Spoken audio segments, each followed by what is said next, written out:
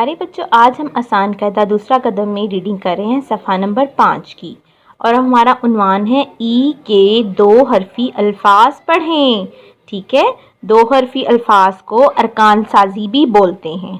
तो आइए हम रीडिंग स्टार्ट करते हैं। सबसे पहले यहाँ पे एक हर्फ है, मुझे उसकी आवाज़ बताएं सब बच्चे। जी, शाबाश। ड क्या है? ड। और इसके साथ मुसव्वत आ लगी है। ड आ डा, ड आ डा। र आ रा, र आ रा। स आ सा, स आ सा। श आ शा, श आ शा। स आ सा, स आ सा।